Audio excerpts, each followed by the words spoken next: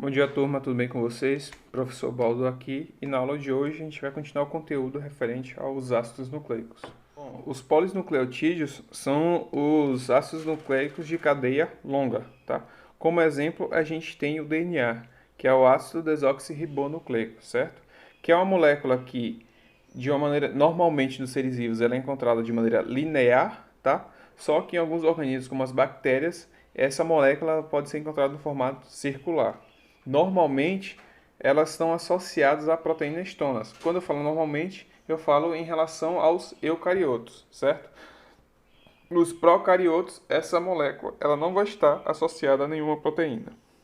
E aí, com relação aos níveis de compactação da molécula de DNA de um eucarioto, a gente divide ela em DNA nucleossomo, que é o DNA associado a proteínas estonas, cromatina, que é um DNA mais compactado, certo? Com a maior quantidade de proteínas estonas associadas, certo? E o cromossomo, que ele só vai acontecer é um estágio de compactação que só vai acontecer durante a divisão celular. A sequência que forma o DNA, ela é basicamente feita por 4 bases nitrogenadas, certo? E essas 4 bases nitrogenadas organizadas em trincas, elas vão ser capazes de codificar, tá, a sequência primária das proteínas, ok?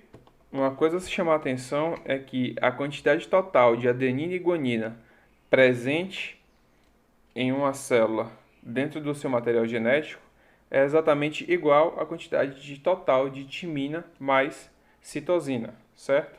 Sendo que sempre a quantidade de adenina vai ser igual à quantidade de timina por conta do pareamento, que timina só pareia com adenina, tá?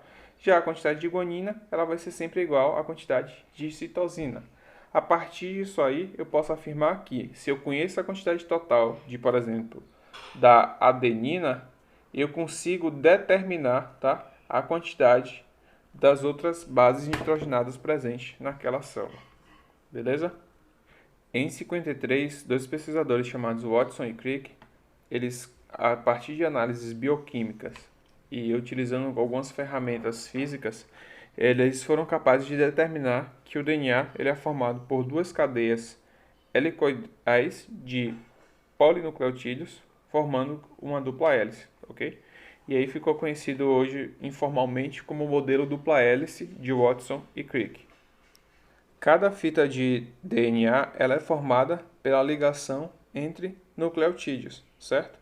E essa ligação é uma ligação do tipo fosfodiéster, tá? Em que ela vai acontecer entre o carbono 5 de um nucleotídeo e o carbono 3 de um outro nucleotídeo, certo? E é sempre assim a construção da fita. No carbono 5, ele vai estar se ligando ao carbono 3 de outro nucleotídeo, tá? É por isso que existe até uma piada relacionada a isso, em que o sentido da vida ele é 5 linhas, 3 linhas, tá certo? Então, a construção das fitas ela vai ocorrer por ligação fosfodiéster, mas o que vai manter as fitas unidas formando essa dupla hélice, tá, são pontes de hidrogênio, sendo que a adenina e a timina elas formam duas ligações de hidrogênio. Já a citosina e a guanina elas acabam formando 3 ligações de hidrogênio, tá certo? E uma coisa a chamar a atenção é que as fitas de DNA elas são antiparalelas, ou seja, elas vão apresentar sentidos que são opostos. Enquanto uma tem uma construção da direita para a esquerda, de baixo para cima, depende do ponto de vista, a outra vai se construir no sentido oposto e sempre respeitando aquela sequência que eu falei para vocês. O carbono 5 de um nucleotídeo com o carbono 3 de outro nucleotídeo, tá certo? O DNA ele tem a capacidade de se autoduplicar e essa duplicação dele ela é semi-conservativa, certo? E ela vai ocorrer durante a fase S da intérfase no ciclo celular, tendo como a participação duas proteínas que são fundamentais para que isso ocorra, que é a DNA polimerase, que vai ser responsável por construir a nova fita de DNA, tá? E a DNA helicase, que vai ser a proteína que vai ser responsável por abrir a dupla hélice de DNA para a construção das novas fitas em cima, tá, das antigas. E esse processo de duplicação do DNA, ele é bidirecional, ou seja, ele ocorre ao mesmo tempo nos dois sentidos. A confirmação de que a duplicação do DNA ela é semi-conservativa, ela foi feita pelos pesquisadores Meselson e Stahl em experimentos que eles realizavam com uma bactéria chamada Escherichia coli.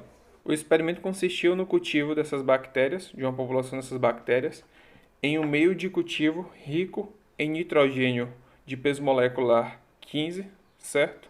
Durante algumas gerações, tá? E após isso, uma parte dessa população de bactérias foi retirada, foi feita a extração do DNA, tá? Para avaliar o peso desse material genético, conforme vocês podem observar aqui. E esse peso foi utilizado como referência, tá certo? Para estabelecer essa semi-conservação do DNA. O que aconteceu a seguir foi que eles colocaram essa população de Escherichias que cresciam no nitrogênio de peso atômico 15 em um meio de cultivo que continha nitrogênio de peso molecular 14. E aí, a cada 20 minutos, eles faziam uma coleta de amostras dessa população, tá? E faziam uma análise do peso molecular desse DNA, que era basicamente a extração do DNA com centrifugação. E através de o que a gente chama de correr bandas, você conseguia observar qual seria o peso molecular, tá? Dessas fitas de DNA. E aí, na primeira geração, eles formavam uma banda só que ela era mais leve, ou melhor, ela era menos densa em relação à população zero, a população original, certo? A segunda geração já formava duas bandas, uma um pouco menos densa e a outra um pouco mais densa, certo? Consistindo em uma espessura de 50% entre essas bandas, tá? A terceira geração, ela já formava bandas muito mais leves, muito menos densas, tá? Em relação à segunda geração, ok?